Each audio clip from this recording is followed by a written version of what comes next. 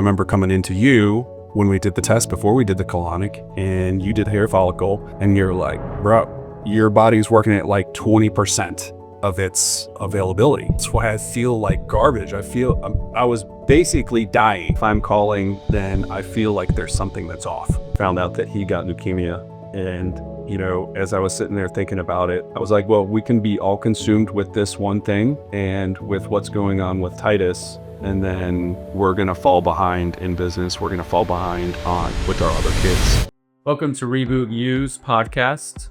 Today we're gonna talk about health, business, and family, and how the hell you deal with it all. I have a guest, Jason Richards. He's a friend, fellow business owner, and he's got a lot going on. So we're going to try to dig in a little bit, see how he deals with it all, and hopefully we'll get some little health nuggets and go back and forth with some of our experiences in the wellness industry. Jason Richards, I appreciate you coming on. Yeah, thanks for having me. Remind me again, because we were just talking about this, but how did we first meet? It was at a gym, right? Yeah, I believe it was at Iron Legion, one of the competitions that they had, and you had brought in your VO2 max stuff for some of the athletes. Exercise with oxygen? Yep. Max. It's a good little spectacle. Yes, it is. So were you competing? I can't remember if I was competing or just helping out at that point, but I know that we were talking about the different therapies that you had that nobody had in the area, and of course, loving that kind of stuff, started, asking you questions, and then it's just evolved from there. So prior to us meeting, you're obviously like an athlete. I could tell specifically biceps seem to be bigger than everything else. Can you explain to me why? Do you just do curls all day? No, it's just is what it is. But you do a specific sport, which was unique to me at the time, at least, which is, what's it called? Highland Games? Yeah, Highland Games. So were you competing in that then, or? So I've competed in those since 2000. So it's been 25 years of being in that field, and competing all over the U.S. and over in Scotland. Yeah, that's cool. I want to get into that a little bit.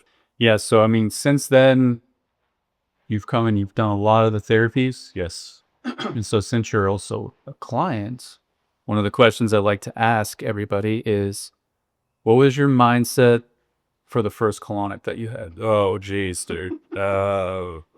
Like, what was going through your head when you agreed to do a colonic, and then leading up to walking in the room and everything from there on? Yeah, I think everybody's hesitant to have something stuck up their butt, but when you start to think about the health benefits from it, or what you had explained about how much waste that the body has in it, and how that lines your intestinal walls, and then how that creates heat, how the heat can be bad for men, specifically for prostate issues and stuff like that, or just overall, well-being. So I always try to test things out or do things before I recommend them to other people. And so it was one of those things where it's like, okay, well, this is something that you offer, and I want to try it and see what it does and how I feel afterwards. So, hesitant of going into the room, but not of really having it done because of what the benefits would be afterwards. Like they outweigh, if it's outweigh. Absolutely. Yeah, sure. But have you ever heard of colonics before we met? No. Isn't that crazy? Yeah. Especially since once you do it, you understand what it is. It's wild to me that it's not something that is normal. Well, it's not really normal. It's normal now. Yeah, it's normal now. But so walking into the room, though, is what I want to know. Like, what was your thoughts walking into the room? Oh, how is this gonna go? Right? Or at least a little bit. Yeah, you were wearing some type of like cloth little thing that's barely covering you. I'm in a t-shirt, and you're like, just how is this going to work out? Like, is everything, like, how does the water go in and not just go everywhere? Yeah. Right. Like, how am I going to feel through the process? And it's nothing that you can explain it, but until you experience it, like, you don't know. Yeah. This is kind of why because you wear a disposable thumb, basically. It's just like if you go tanning. So I don't bring any of that up usually for the first timers, because it's kind of one of those things where you get in there like skydiving, you probably don't go through all the little details. You just know that you're going to get strapped up or you're going to thrown out of an airport. Yeah. All the rest you experience as you go. Right. But I have to say, I remember because you were one of the first people in the clinic to do colonics with us, and we were ordering those little disposable thongs. And there's a female and a male version, which we didn't know. So I'm pretty sure we had a few of us start with the female version, which It doesn't just had its dude. you might as well just not even have it. Oh, I remember that. That was awesome. So me personally, I try to do it like once a month now, but I feel like I need it. There's a point where I just feel heavy and foggy, and then I go, I got to get colonic. The next thing I got to figure out is when there's an actual opening. So when someone cancels, I'm like, yes, like you can get in there. And there's nothing fun about it. It's not bad, because once I've done it a few times now, I've done it for like 7 years. It's just a pressure when the speculum goes in, and that's it. And then the rest after that, it's a little gassiness and then release, gas, release. But the feeling afterwards, even just putting the belt back on, it's easier. I leave feeling lighter, my mood's better, and I go right back in the office and work, which is cool. Yeah. So it's nice that it's not this procedure where you have to like worry about, am I going to shit my pants the rest of the day, or am I going to be okay? Because we're pulling waste out, you don't have to worry about that. Most people don't go to the bathroom right after it. But you've done a lot of stuff for years. I remember you had tons of pink salt and other salts before AV. So tell me a little bit about how'd you get into health and all that? What like brought you in there?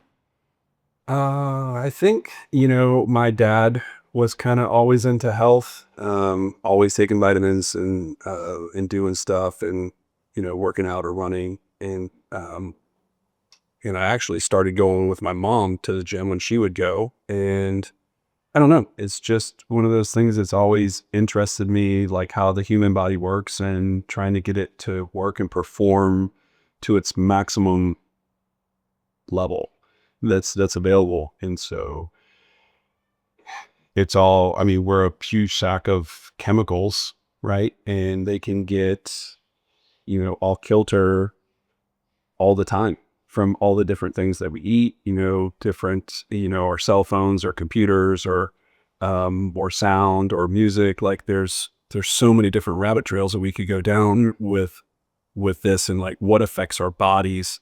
And it's our environment, right? So yeah, it is our environment. And some of it's mindset too, right? And like how we think and what we speak into existence, I think.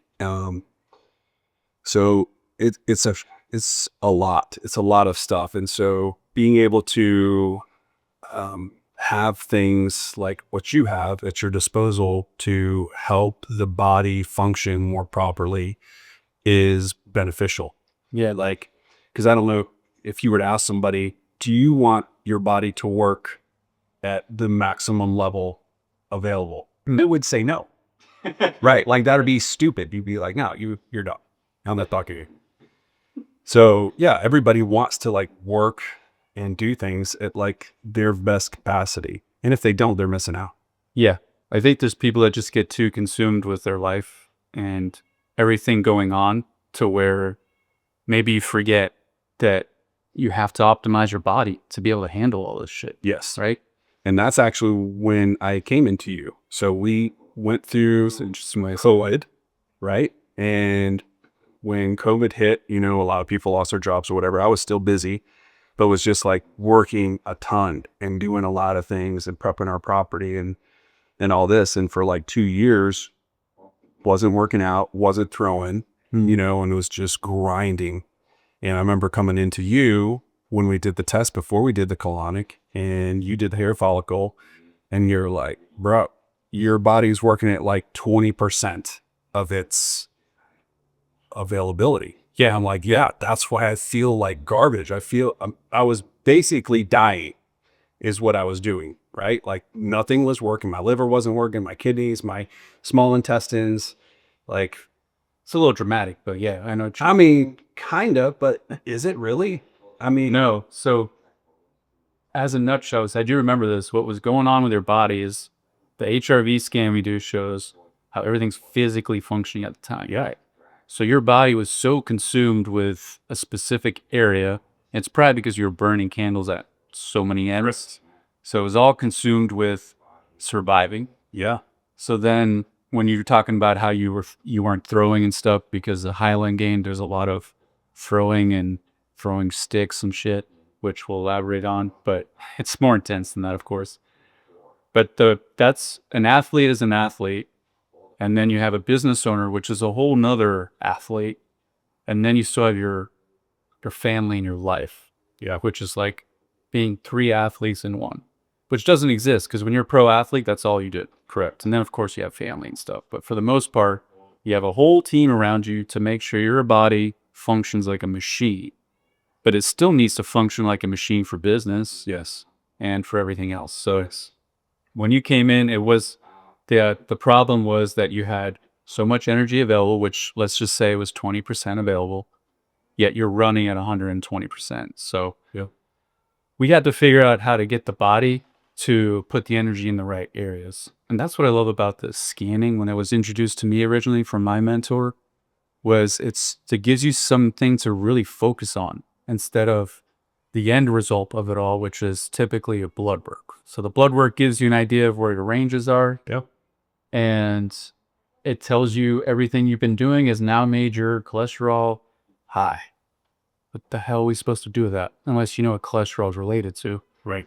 So I believe blood work's amazing. We use it because when I know that your cholesterol is high, okay, so let's check the liver because that's what's related to. And then the liver shows, oh yeah, it's lower functioning because it's toxic. Why is it toxic? Go to the hair scan and now we know you have high yeast, which I think was one of the things you had. Yes, There's a high yeast, which affects the liver, and then it can affect cholesterol down the line. And now we have some action is reduce the yeast, boost the liver, and then at the end, check the blood work again. If everything's moving around, then we know it's Berkey, right? yeah, So that's where performance-wise, I wish we kept more metrics, but you went on to start practicing again, and right now you're a world champion in your age group, right? Which is nuts. That's awesome. I'm not going to say your age just to throw it out there. but I'll go. I'm 49. I turned 49 on Saturday. Hell yeah. So This Saturday? yeah, this past Saturday. Oh, nice. Yes, very cool.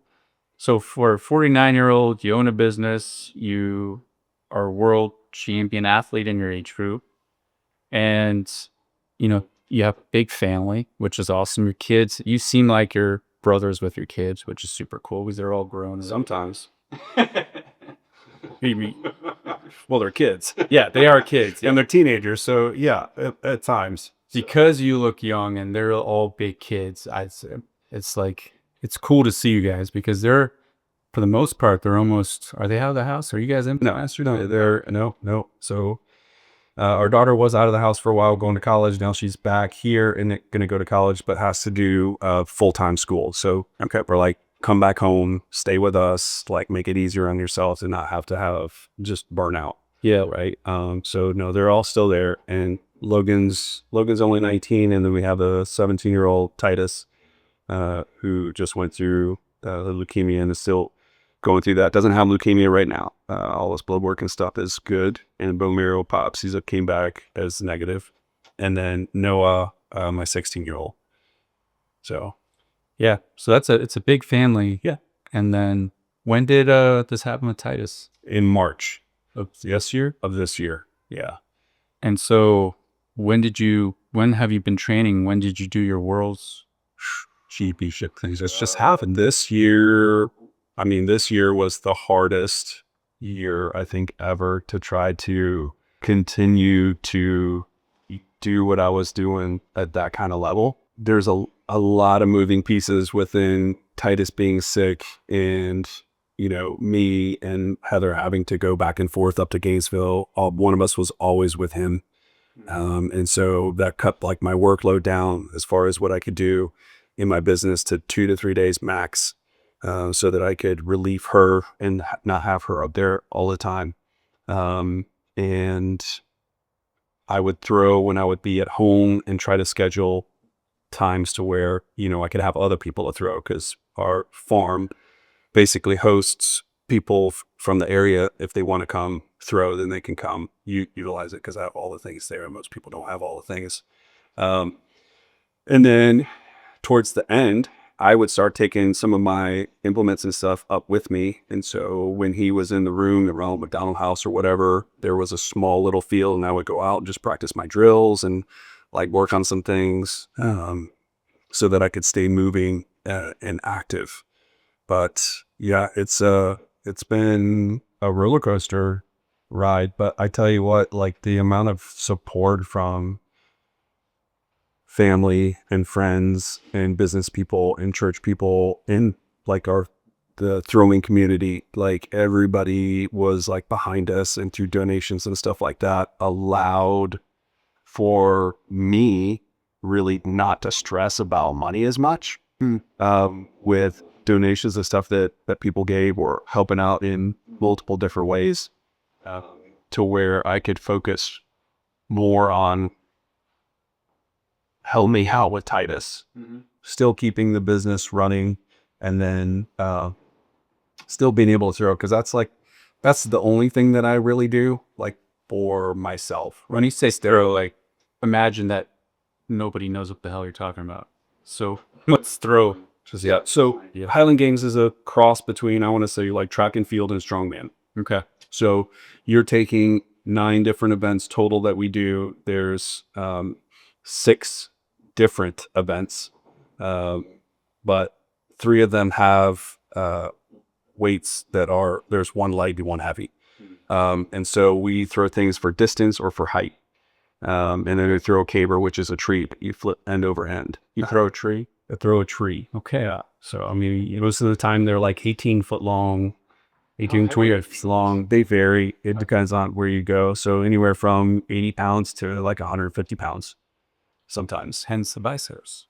Yeah. I mean, they don't hurt me in that. So, but yeah, practicing with that stuff, that keeps me mentally grounded. Yeah. You know what I mean? So it's either working out, or that helps me to maintain being able to do and cope with the stress, and everything else. So it's like the relief that there is. It really is. So that's important, because there's a tension that's built up, and it's internal, and it's a lot of times emotional, right? And there's a lot of emotional tension going on there. So our body needs that release, and for everybody it's different. Yeah. So it's throwing trees. I'm glad you're doing it, because that force that you're putting out is getting that tension out of the body. Yeah, for sure. Yeah. So that just shows how you have to have that release, and you have to have the, not diligence, but you just got to have the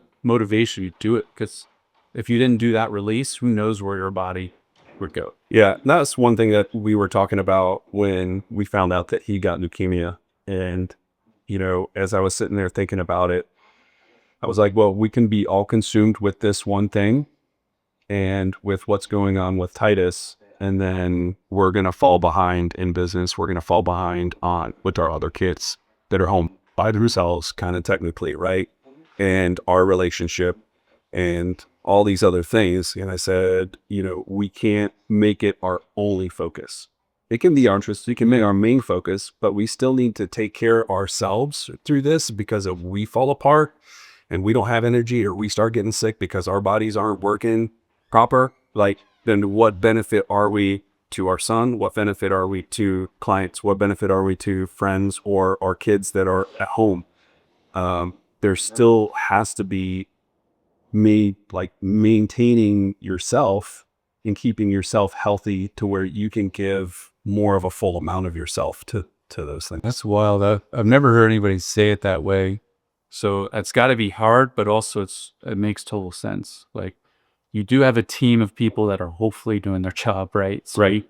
You can have some confidence that they're doing what they're supposed right. to be doing. Do you feel like your history of being in just health and wellness and knowing, researching stuff, messing up with mineral salts and everything, do you feel like that helped having? Yeah, definitely. there's a lot of things that I wanted to do and question the doctors about while we were up there for him that would have been beneficial, but they couldn't do any of that because they have their protocol. So you tried? Yeah. Like I tried with the hyperbaric chamber when it was an oxygen issue with his blood stuff, right? I was like, hey, is there a hyperbaric chamber here? Yeah. And one of the doctors was like, for what? And I'm like, to get him in a hyperbaric chamber so that he can hyperoxygenate his blood, because cancer cells can't live in a hyperoxygenated space within the body. Like, and what do you say about it? I'm like, how do you not know this? And he's like, well, I haven't heard that. I would have to look at that, and I'll get back with you. Right. But they don't have any there. They have some at the college. Yeah. Okay. Right. For the athletes. Right. So people who are already healthy can continue to be more healthy. So certain things like that, and, little things that I've done over the years, like when they would talk about something with it's just small things. So one of the doctors was talking about my daughter's teething right now, and she's crying all the time. And he's like, it's just what it is. She's going to have to get through that. And I'm like, well, did you know that there's a certain cellular salt that your body gets depleted of when you're trying to grow teeth, especially in infants? And if they don't have it, then it's going to cause them more pain. And he's like, no. I said, well, Highlands makes a cell salt for teething tablets that you can give your daughter that will help. We gave them to our kids, right? And so it's just giving the body something that it needs, that it's deficient of. But the thought process with doctors and surgeons versus holistic, there's not a lot of crossover, right? Yeah. You'll either get a doctor that's, by the book, how they've been trained with their things, and it's all what they've been taught. And then sometimes you'll get doctors that'll be like, yeah, no, this is kind of messed up. And they go more of that holistic route of, here's these things that have been around for thousands of years. And not that there's anything wrong with doctors or the thought process. Like, they have things that work. But what I've come to find out with the whole process with the leukemia and all the radiation and all the drugs and stuff that they're pumping into them to get rid of this, it's still a super barbaric way of treating something that I think in the future is going to be much more simplistic. So there's countries out there, which is why I learned what I learned, that if you got cancer, you would do chemo, you would do a little fraction of chemo, and then you would go to a place that was holistic, like REBOOT, and you would get far infrared therapy, which would heat the body up, and it would make the chemo be more active. So now you're pumping the chemo up, but the little bit of chemo up to do its job. But then you go into the hyperbaric in between treatments to boost the body back up. You do IV infusions to boost the body back up in between to keep it strong. Where it seems like they just have a template that's still very old that they're using, but they're using newer technology. But it's still like the same old, like you said, kind of barbaric method, just like hit the body as hard as possible. Trying to kill everything. And yes, so had we been 20 years ago, the outcome would have been a 90% success rate. It would have been probably more like a 30% success rate. So what they have in place for the ALL B cell type, which is supposedly, if you're going to get leukemia, like, that's the one to get because it's the most treatable. That has the best outcome as far as a 90% success rate. And so I feel like that's kind of what they sit on, right? Well, we got a 90% success rate. Well, how can we make it 100% success rate? How can you make it easier for, the person who's coming in to be able to manage through the process and have them come out better on the other end? Yeah. And, not have any other complications, because there's tons of complications that could happen within the whole realm of that. Right. And that's where Western medicine has its place, because, like Titus's situation, if there wasn't this program available, what would you have done? And that's where... That's a great question. And I struggle with that at first, because, as I start thinking about all the different things that I would probably choose to do for myself, what would that be? And it definitely would be hyperbaric. It would be IV infusion. It would be fasting, because fasting, right, once you get into that state, creates the autophagy and starts eating, gets the mast cells and that kind of stuff. The diet, for one, and like what you're putting in your body, whether or not you're juicing and probably doing just a juice type fast, which we've had other people that we've known who have had cancer, different cancers, and do juicing and stuff like that and not have chemo and last for years longer than what they were predicted to. And so like thinking of your food as medicine, right? And like what that does for you, as long as it's not sprayed with a whole bunch of chemicals like Roundup and stuff, which is supposedly one of the things that causes leukemia, right? And so maybe that's why that's on the rise, is because everything is sprayed with Roundup, right? All of our vegetables and stuff like that. And even if you look at organics, like if you're going to the store and you're buying something that's organic, it doesn't mean it wasn't sprayed with chemicals. Right. They just have a lower threshold at which they can utilize those chemicals. Like for sightage. Correct. Yes.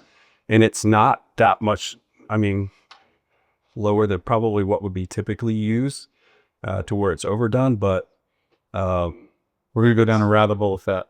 All right. But because the question is like, then what do I do? What do I eat? Yeah. Ultimately, like you're trying to eat whole foods.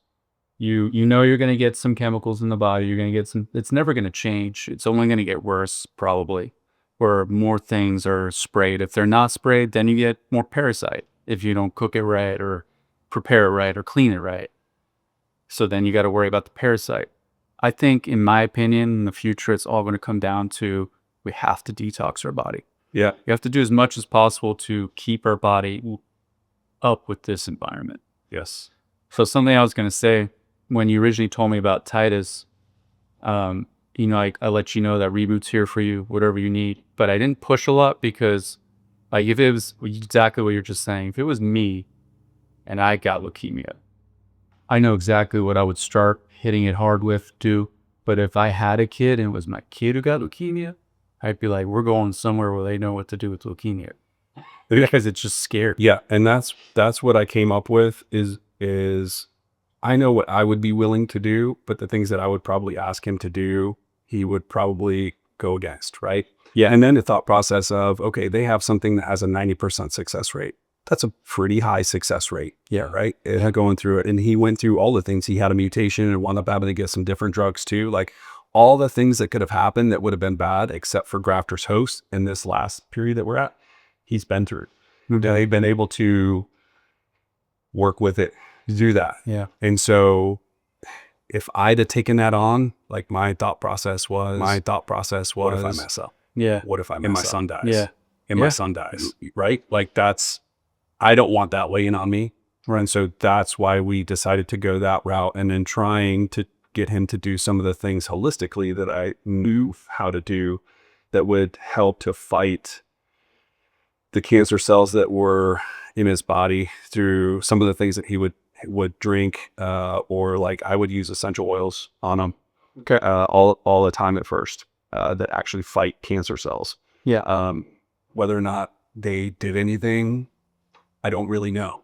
You know? Right. And so that's my whole goal with Reboot. And the way I was taught is to teach as much possible of how the body works, how to do things. And because you had this past experience of things that have worked for you, and you knew about salts and what they can do and healthier eating, essential oils, if we have the tools, which I feel like these are tools we can gain, then when something like that happens, at least in the back of your mind, you know that there's things you can control and help. You let the specialists do their job, which is why Western medicine, if I break my arm, I'm going to go get my arm fixed in a hospital. But then to recover, I'm going to do other things. I'm going to do hyperbaric, PEMF therapy, now peptides. I'm going to do IV infusions, everything to get my body's systems to do their job more effectively. I'm going to scan my body and find out where is my imbalance now. Yeah. And focus on boosting that, because our body is designed to fix itself.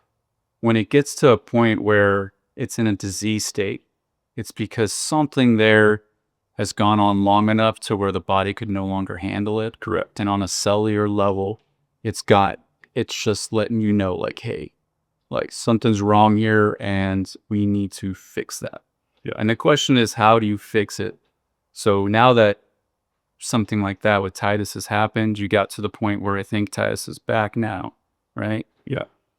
When you're comfortable with it, the goal then is to let's start boosting the body. Correct. Get to the body where it can do its own job again. Yeah. Because you got the main thread away, hopefully. Yeah. And but the whole point of starting this conversation was just like how you're able to deal with your own health while dealing with your health of your son, dealing with family, dealing with business.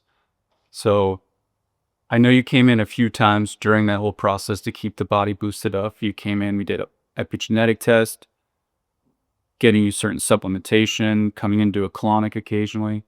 So like in your mind, I kind of want to understand whenever you do text, call me or call the office, like what's your mindset? Why? Why do you call Reboot, and what does Reboot mean to you as like a place to go? It's a place where I know that I am going to go to get the balance that I need.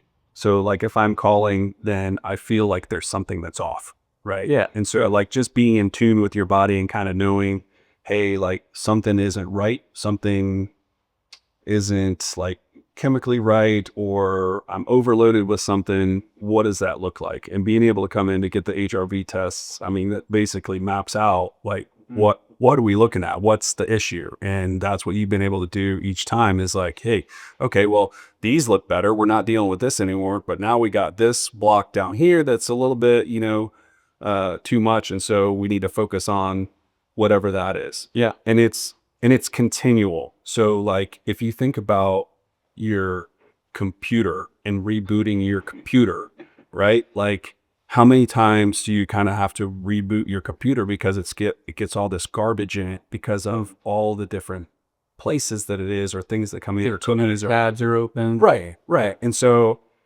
I don't know computers very well. That's not my forte, but I do know that if you reboot, it resets it back to, a homeostasis where it works properly. Yeah. And so rebooting yourself really has to be a continual thing because we're constantly changing where we're at, what we're doing, our stress levels at home, our stress levels in work, our stress levels with whatever type of physical activity that we're doing.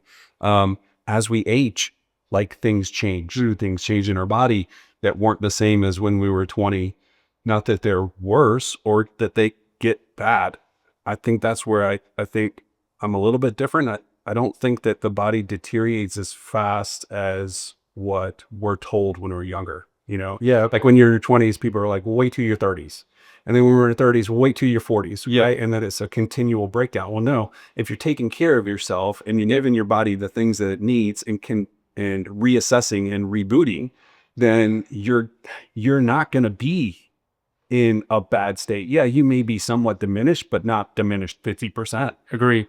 I kind of explained it like this back in the day before I really knew as much as I do now. It's like our body has this barrel. It's a toxic barrel, right? And from when you're born, every toxin you take in, it just kind of fills this barrel up.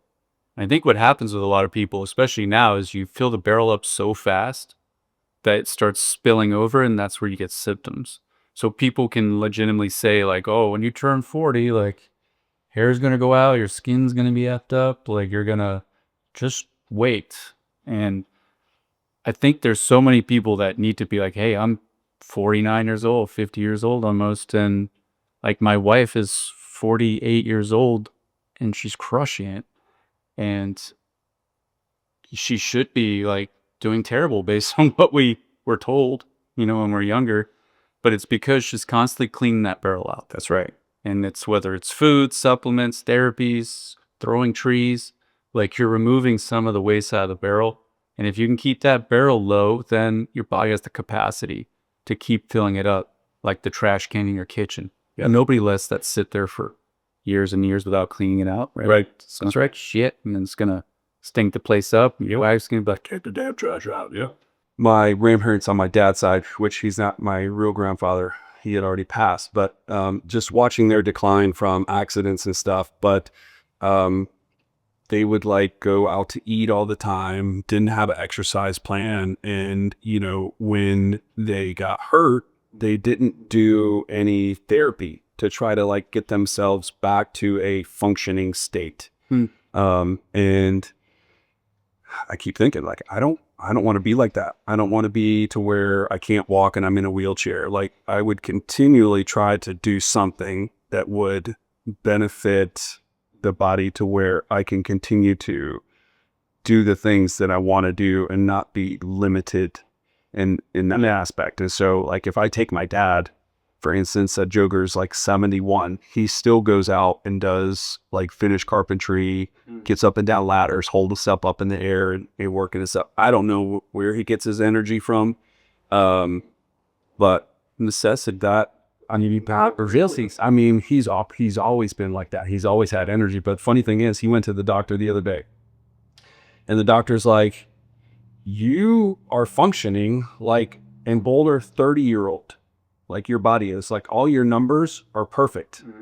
And he said, what are you doing? And my dad's like, well, I take these 5 vitamins every day. And he's like, okay. He's like, what else? He's like, well, I work. And he's like, okay. He's like, well, you probably don't need to take those vitamins anymore because they're probably not doing anything for you.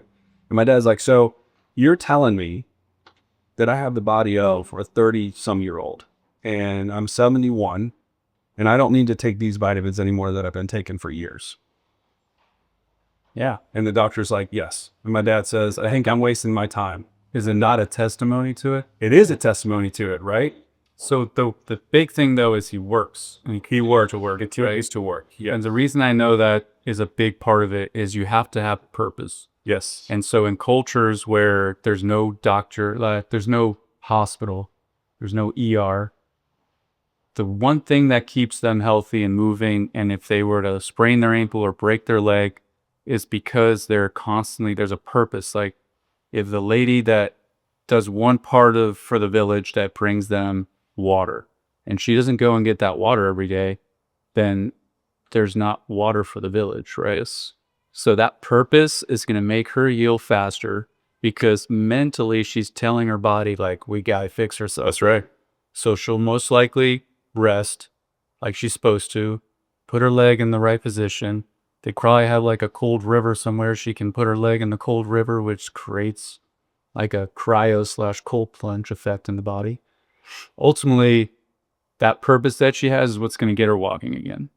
And like with your grandparents you mentioned, and even family that I have that's older, that are not having a purpose anymore because maybe they retired, you see them decline fast. Yes. Because the body's like, well, what do we don't need to do anything. So why are we going to keep preparing and using energy to build up if there's no purpose? And so the mental aspect of this whole thing and like the things that you think about and stuff, thinking about the woman who would break her leg to go get the water. Like if her thought process is, I have to heal faster, is she going to heal faster from her thought process too? Right? Is the body going to utilize the things within it to be better? I would agree with you. I think yes, it does. So the things that like we speak into our life or say that we're going to do or not do is true. So we came up with what's called the IDEA method. So it's the word spelled out idea. So I is identify. Got to figure out what the hell's going on. The D is detox the body, because that's step one. Most people have never done any kind of a real detox. Clean out the filters. Remove the waste physically, clean the trash can out in the kitchen, new trash bag. Then enhance and adapt. So the enhance is where we boost the body, and then adapt is we got to keep it there. Yeah. So this IDEA method is to where everybody starts out step one, and then when you get to adapt, it's where you're at now, which is, man, I feel like I got to get colonic, so you go get a colonic, or something's off, let's figure it out. And we might do our scans, we go through a month of things, and there's one thing that just doesn't change. But what's cool about that is if we know that, like I think with you even it was digestion, a red fire bar, which has to do with digestive power, just kept staying jacked up. So we knew there was something in your digestion that we need to keep supporting, right? Even though you look healthy, you look jacked, you're 49, you don't look your age, doesn't mean that you're in perfect health. And so that's where again, another thing that's brought up is like, you and I must eat salads every day and never drink alcohol or anything. No, Never. not the case. If this was a different podcast, we would have beers. Correct. That's right. We sure would. So there's that balance of it all. And every time I'm at the grocery store and I see somebody that I know, they look in my cart and they're like, what are you getting that for? I'm like normal, dude. Yeah. I'm going to enjoy a pizza on the weekend and I'm going to have a couple drinks here and there. And that's part of what I know my body works. And I figured out my body. Right. And that's why we can't cater to everybody in a template and a box. Yeah. So we have to figure out, Jason, how does he work? You know better than anybody how it works. So I'm asking you about what works for you. And then I'm understanding that, look at the data. And then based on the data, you and I are both deciding this is what makes sense to do for the next couple months. And then let's rescan and see if it's doing something. It's not doing something, then it's not, I failed. It just means that's the wrong direction. Now let's go this way. Yeah. I think one thing that a lot of people don't think about is like cost association with health, right? Like they will just continue to go on and feel like garbage. And then until something bad or worse happens, and then you're spending thousands upon thousands of dollars to get fixed from something versus paying now to be healthy, right? So you're either going to pay now or you're going to pay later. It's one or the other. And so paying now, you're able to have a better life. You're able to have more energy. You're able to do more of the things that you want to do, and you're going to be able to do them for longer, right? Versus just waiting or putting it aside and not trying to figure it out and thinking that it's normal. It's not normal. If somebody says when you get to 40, like you're going to have joint pain and arthritis and all this stuff, no, you don't have to have that, right? Like there are things that you can do. Yeah, please, because I'm about to turn 40, fix those things. Jeez, I wish I could go back to, if I'm going to hit 40 and be like, oh, no, it's not, that's not what it is. Right. And we do have to bring that perspective out at some point, is that what is the cost here? I know they've done it somewhere. What's the cost if you go with the traditional healthcare, and what's the cost if you put some money in now for later? Because it's got to be somehow pushed into the media to where people are recognizing that. Yeah. So here, I'm going to throw some things out. I'm going to break this up a little bit. So whether you have done them or you do them or not, and why. Okay. And then I'll tell you what I've done too. So cold plunge. Yes. Yes. Yes. And do you know what temperature you were at when you did it? It was at 45 degrees. Yeah. See, that's what my wife does at home. We have one at home, just one of those little blow up ones. Yep. Keeps it at 45. And I can dunk my face in it every morning and be fine. But I'm a total sissy with it. Well, supposedly what they say about dunking your face is that it does almost the same thing. If you're able to do it for almost a minute, it does the same thing as dunking your whole body. Now, you don't have the effects of the cold water on your musculature, but the same chemicals are being released in the brain that do the same thing. So I knew that there was a neurological benefit to it, a nervous system benefit, but I've never heard that it could be the same as doing a full body cold plunge. Yes. So that'd be interesting to look a little more into that. Because when you typically do a cold plunge now, they say 3 minutes. Yeah, like a max goes to be 3 minutes. Now, your body actually doesn't go numb until 5 minutes. And the only reason I know that is because we used to do experience. We used to do ice baths from when I was doing the decathlon. And so we would get in the ice bath for 15 minutes. And getting to that 5 minute mark is just like torture. Yeah, because your toes like hurt so bad, But once you get to the 5 minute mark, everything is numb. And then that cold water is doing what it needs to help repair the muscles and the tendons, right, and stuff like that, which I don't necessarily think that you get from 3 minutes of being in a cold plunge. So yeah, I think one of the big benefits that I try to recommend it, or we do it, is to kind of reset the nervous system. Yeah. Get the body to respond. Everything we do, yes, especially with Reboot, is to get the body to respond. Yep, and that's what the chemicals that are being released in the brain is doing. It's helping to reset that nervous system. I'm about to tell Dana about that and be like, look, I don't need to get in it every day. Yeah. Just do my fast. Gosh, give us some makes fun of me because I won't get on the whole. That's what I've read. I don't know for sure. Like whenever I've done them, I'll get in for 3 minutes and then I get out and I feel really good for like an hour, after, oh yeah, for sure. I feel good. And then, it dissipates or whatever, depending upon the workload or whatever that I have. Yeah, work. But all right, next, do you drink coffee? Yes, but not on a regular basis. Why not? So it actually upsets my stomach a little bit. Okay. So, and I don't know if that has anything to do with whether they're the pods or whether it's like a flavor in the coffee itself. But I remember reading something a long time ago. It's like if you're not processing your own beans, then already ground coffee is really easy to get mold in it. And then basically you're ingesting mold while you're drinking your coffee. The key is to have some kind of a fat. It can be coconut oil, it can be ghee, butter, whatever, some kind of fat in the coffee. Yes. Or have it with a meal. And that way it's less of an acid load on your stomach. So I have done that before, put butter in my coffee, and it's actually pretty tasty. It is, it cuts some of the acidity of it for sure. Yeah. And makes it a little bit more palatable. So I do 1 cup of coffee no matter what every day. I eat my breakfast, start eating my breakfast first, and then I sip the coffee. And I've realized I don't need it, but I like it because it does engage me going to the bathroom. Yeah. So I know I'm going to go poop in the morning if I'm in a normal routine. And so I learned that it does stimulate the liver, which the liver is a big part of what also stimulates you going poop. And there's a part of the colon at the very end where that's part of what stimulates the liver, vice versa, which makes you go poop. Yeah. So that's why enema is good, is because it stimulates that part, which helps the liver release and then supports the liver. Yeah. But a colonic obviously is getting the whole colon. So depending upon how much salt I put in my water, that can also do the same thing, like a salt laxative. Okay. So if I put more of the salt in because I want to go stimulating the lid, and it will stimulate that. Also, like the celery juice that we have talked about before. Celery juice. If they do the 16 ounces of celery juice, like guaranteed, baby. Yeah, buddy. Pushing it out.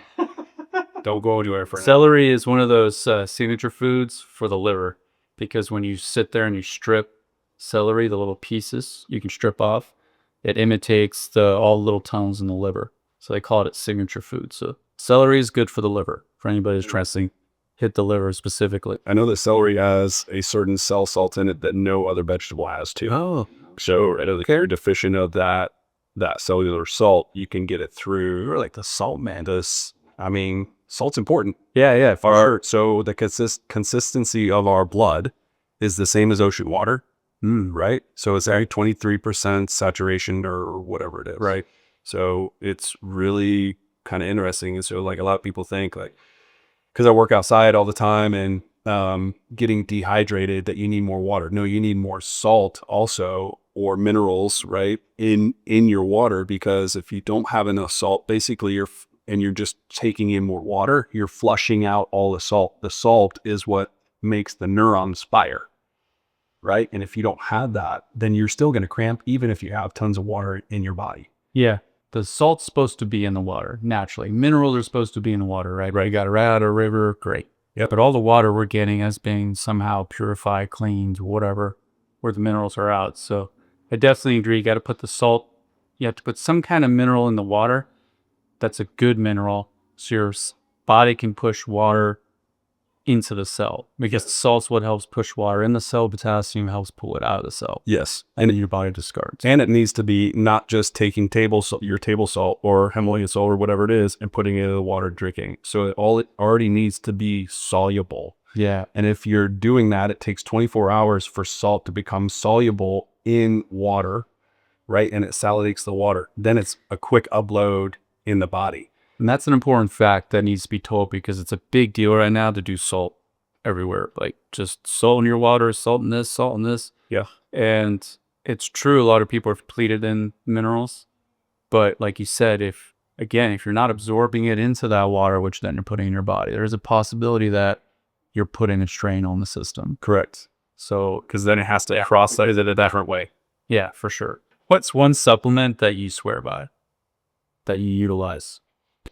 Oh, it would honestly have to be a multivitamin, realistically, like some type of multivitamin to where you're getting some of the nutrients that you typically wouldn't get from some of your food. So you would take a multivitamin? Yeah. Okay, cool. Whether or not it's been the stuff I got from you guys or, something that's already prepackaged. And when I say a multivitamin, it's actually it would be a pack or something like what you get. Yeah. So other things in it like spirulina. So we don't have a multivitamin? Yeah. Just to clarify. Yes. Because I'm a multivitamin advocate. Yes. But we create a custom compound of different whole food ingredients based on your epigenetic test. Yes. So it is essentially what you're missing in your body, but it's everything from, antioxidants to amino acids, vitamins. Being in the sun, are you an advocate for it? Yeah, definitely. I'm out in the sun all the time.